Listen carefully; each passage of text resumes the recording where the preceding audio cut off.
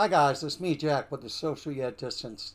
Today we're talking about how to use words, writing, and poetry in order to facilitate change. Have you ever felt like your voice is just a whisper in a storm of global confusion and problems like climate change, inequality, injustice, massive tidal waves of confusion, and of course, you're just one person standing on the shore. Guess what, my friend? You're not alone. That feeling of too small to matter is almost universal feeling. But here's the truth. Your words, your stories, your experiences, your poetry, and even your social media posts, well, they can have a heavy impact and they can ripple outward in ways you would never expect. Words change minds. Words start movements. Words spark revolutions. Today, I'm breaking down on how to use writing and poetry and storytelling as tools for real and tangible change. So let's get into it.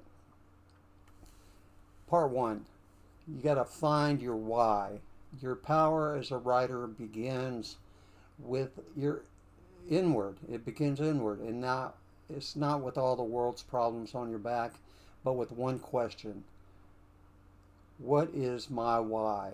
Every writer, every activist, every person who's ever shaped history, like Langston Hughes, for example, Maya Angelou, James Baldwin, they all started not with statistics, but with personal truth.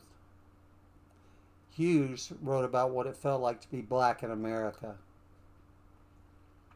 Maya Angelou turned her own pain into poems of defiance and resilience. Baldwin wrote of fiery essays that grew out of wounds and observations from his own life. You have that same starting point. You have your experiences. You don't need to be loud. You need to be authentic. So ask yourself, what is it that makes your blood boil? What are the moments in your life that have made you say, this isn't right? Where have you seen injustice in your own hometown, in your family, in your circumstances, or your workplace? That's your North Star. That's your material. That's the place to start. Right from there, and you'll never run dry. Part two, you want to choose your form. Now that you know your why, you got to choose your tool. You got to ask yourself, how do I say it? And you think about it, writing as a toolbox. Different forms of communication, they communicate differently. So let's break down a few. Poetry. Poetry hits us in the heart. It condenses massive ideas into a gut punch of emotion. At a rally, for example, at an open mic, even on a TikTok, a powerful poem can spread like wildfire because it makes people feel. Now, essays and op-eds, they're your scalpel. You can use these tools, make poetry visceral. Essays can be direct. They persuade, they contextualize, they appeal to reason. Think of James Baldwin dissecting America with raw clarity. Storytelling is another tool. Now, storytelling, never underestimate the power of let me tell you what happened. It's a vital tool. Story humanizes. Story, it bypasses walls and creates empathy. Stories, for most people, they can ignore facts, but it's really hard to ignore a personal story that mirrors your own experience back, right back at you. Now you can write letters, posts, and speeches, for example. Do not overlook everyday forms of writing. A heartfelt Facebook post or a letter to a city council. a speech at a community meeting. All of these things, they can move people, especially when grounded in emotion and truth. Pick the form that fits your why. Sometimes even combining forms like pairing a spoken poem with a well-argued article, well, they can be especially powerful. In part 3, you got to share your words. Now comes the scary part. You have to put them out there. You have to get the words to the people who can read it. Writing for change only works if people see it, hear it, and feel it. So where do you start? Well, you start smart, start local. Share your work and your words in your community, on your social media, in your church, your library, your local paper, wherever you can find a place to be printed. These spaces are hungry for voices that care, and they're often more open to new writers than you might suspect. Go digital, but always stay intentional. Vital key here, you want to post your work online and you want to share your poems on Instagram, etc. Maybe do TikTok, submit essays, whatever. But you can do it on online platforms, but social media is a powerful tool, but noise is everywhere, so craft your words carefully.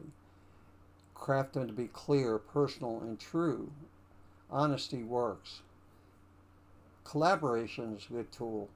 Team up with other organizations or people that share your cause.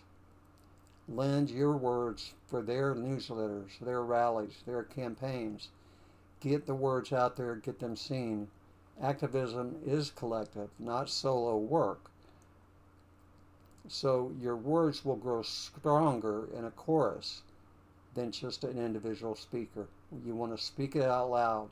Poetry and activism, they've always gone hand in hand because performance puts your body behind your words. Even if it's just reading aloud to a group of friends or at an open mic, or the impact is going to multiply and spread. When people hear your voice directly,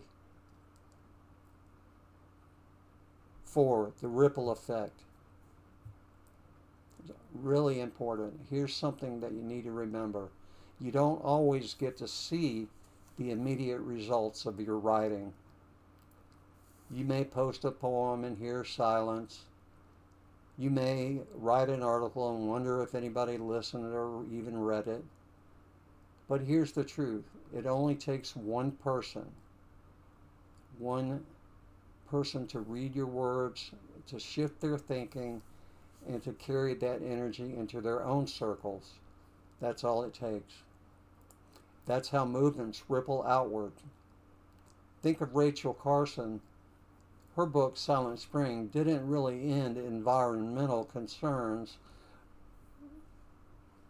or in environmental destruction overnight, but it did spark the modern environmental movement by waking people up one at a time, one reader at a time. Think of a high school student reading a poem online and deciding to speak up in their classrooms. Think of a city council member hearing a personal story at a local meeting and going home and changing their vote. That's the ripple effect. That's the work that we hope to do. So let's bring this home. Start with your why. Choose the form that best suits you and delivers your message the best. Share it locally, digitally, collaboratively, vocally, and trust the ripple effect. It does work. The world doesn't need to be perfect words or polished manifesto. What it needs is honesty and authentic, courageous voices that are willing to speak. And that includes yours. So grab your pen, open up your laptop, grab your notebook, or step to the mic, because change may begin in marches, but it's in policy or in protest, but it always begins with words. Thanks, you guys, and have a great afternoon.